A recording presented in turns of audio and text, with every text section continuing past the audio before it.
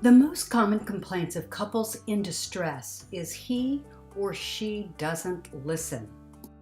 All couples will experience conflict from time to time. How conflict is handled, though, is the key ingredient in the success of a relationship.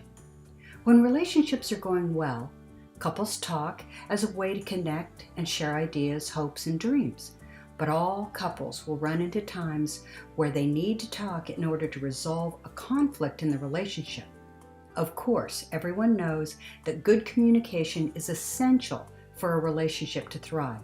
Unfortunately, most couples are not taught how to manage conflict, and this can lead to real problems in a relationship. Learning how to listen well and to communicate respectfully involves learning some basic skills. Effective communication skills can help all couples navigate through difficult topics that may be hard to discuss. Learning to really listen to each other is the first and most important step toward good communication. To help develop these skills, there are certain steps to follow. One of the first skills in effective communication is understanding the importance of a positive approach. Having positive regard for your partner and his or her thoughts and feelings is imperative to your partner feeling like they are being heard. 90% of all communication is nonverbal. That's right. You are communicating without even speaking. That is why, if you will take a deep breath and set your heart right, which means allow yourself to get in a more positive frame of mind before having an important conversation, it will make a tremendous difference in the outcome of that conversation. Next, there are certain actions that will enhance your ability to listen. I have written them in an acronym to make it easy for you to remember. The acronym is L.I.S.T.E.N. T.O. Listen to. Let's begin with L. Always remember to look at the person you are talking to. Make eye contact. Make sure that you actually can see the color of their eyes. People need to be looked at, they need to be seen, and especially when they want to be heard. So make sure that your very first step is to look at the person that you're actually listening to. The I in our acronym is to remind us to communicate with an inviting posture. What is an inviting posture? Well, it certainly isn't arms crossed in front of you or rolling your eyes. As you are listening, respect space, show empathy, and try to understand what they are attempting to communicate to you. The S in our acronym is for a sense of connection. That means, how do you actively listen with your body?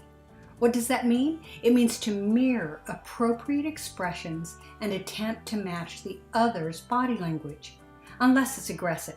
No one listens when our bodies are screaming with aggression. For example, if they lean forward to meet them. If we are not angry or defensive and really trying to listen, this happens pretty intuitively. We were created to connect. It is anger, frustration, confusion, and feelings of entitlement that negatively transform our most natural tendencies to connect. The T in our acronym reminds us to take time to reflect. What are they saying? Or even, what do you believe they are trying to say? Try not to put words or negative meaning in their mouths. If anything, give them the benefit of the doubt and attempt to listen from a positive perspective versus a defensive one. Speaking of perspective, this brings us to the E in our acronym. Try to experience their perspective. It is so very important to attempt to see the world through their colored lenses. If you know something about their personality color blend, use that information to help you understand how they might be viewing a situation or problem. Understand that your personality color blend is probably different from theirs, and attempt to keep a healthy balance between the two blends. If you would like more understanding about your personality or the personality of someone that you love, visit www.primarycolorspersonality.com. Take the test. Enjoy the insight. The N in our acronym is for never attack. The minute either person turns an attempt to communicate into an attack, they are killing their opportunity for understanding. Personal attacks shut communication down, not encourage it. Remember simple things like using the word you always, you never, for example, or spending your energy attempting to prove you are right and someone else is wrong feels very much like a physical assault.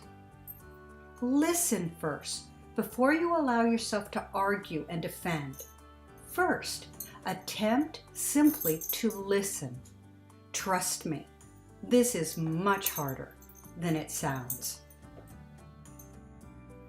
The next T in our acronym reminds us to take a deep breath.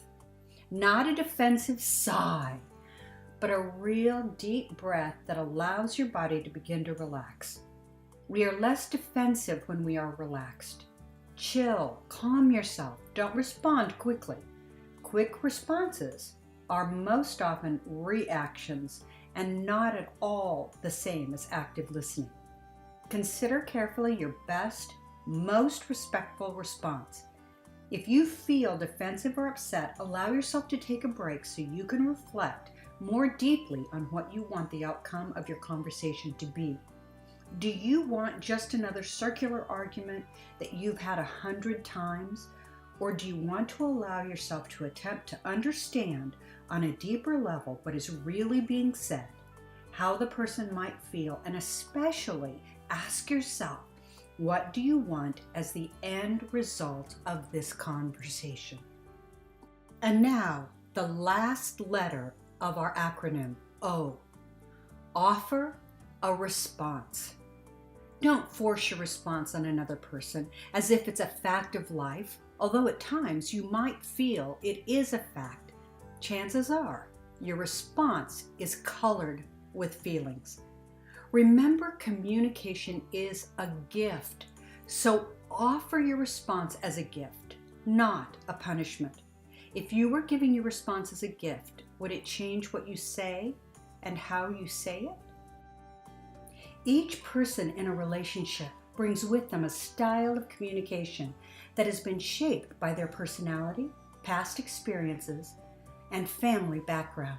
Sometimes the style of communication means that a person is more or less emotional or expressive when talking, as well as they have their very own communication style, factual, direct, to the point, or bullet point.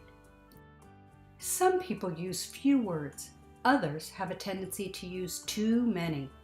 Become familiar with you and your partner's personality and communication style. Remember the goal when communication is not to make someone else listen. The goal is to choose to listen to someone else. If you find that you and or the ones you love are struggling with listening to one another, get help. There is nothing that breathes new life into the heart of relationships like learning to actively and lovingly listen to one another.